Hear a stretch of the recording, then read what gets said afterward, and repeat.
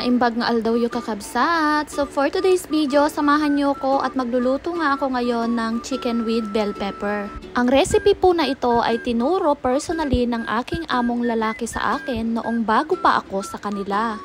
So ihinanda ko na lahat yung mga kakailanganin ko kahit yung mga sauce na ilalagay ko.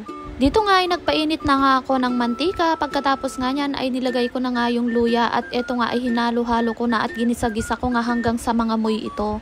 At pagkatapos nga ng ilang minuto ay nilagay ko na nga rin yung bawang.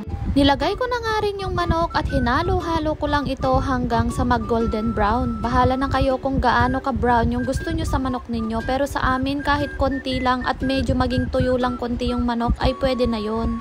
Bale, dati nga ay naglalagay din si Sir daw ng wine sa mga niluluto niya kapag ganito ang kanyang recipe. Pero dahil nga hindi ako makakakain kapag meron itong wine ay hindi na rin talaga namin ito nilalagyan. Dito nga ay maglalagay na ako ng mga pampalasa. Ito yung black pepper, lalagyan ko na rin siya. Bahala na din kayo kung gaano kadami yung nilalagay nyo. Ako kasi medyo madami dahil yun ang gusto ng aking mga amo. Pagkatapos nga niyan ay ihalo-halo ko ulit po yung manok para kumapit din naman yung black pepper. At pagkatapos ko ang mailagay yung black pepper ay magsisimula na nga akong maglagay dito sa mga ingredients. Nandito yung dahon ng laurel, tapos yung parang bulk tree, yung balat po ng kahoy na madalas na ginagamit po dito sa Hong Kong. Pagkatapos po niyan ay hinalo ko po ulit siya. And then maglalagay na po ako dito ng mga sauce. So dito po ay tansyahin nyo na lang yung ilalagay nyo. Ako kasi ang nilalagay ko dito sa whole chicken ay 3 kutsara po ng light soy sauce at 3 kutsara din po ng dark soy sauce.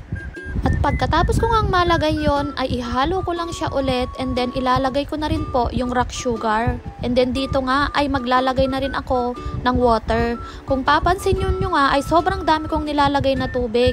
Ang iisipin ng iba ay ma-overcook yung manok. Ganito po kasi ang gusto ng amo ko, yung malambot na malambot po yung manok. And then pagkalagay nyo po ng tubig ay tatakpan nyo na ito at maghihintay na nga lang kayo hanggang sa kumulo ito.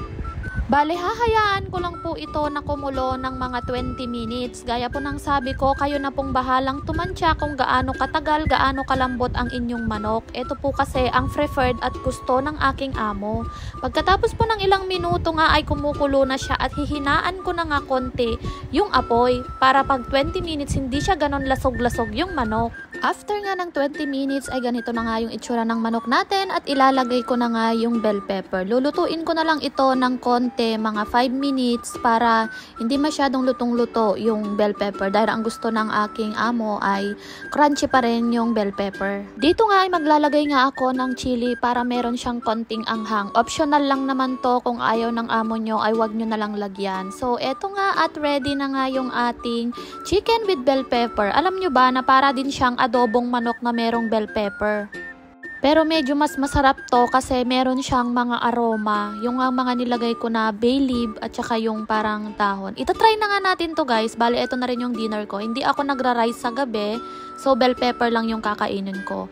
O siya, hanggang dito na lang muna. Follow my page for more!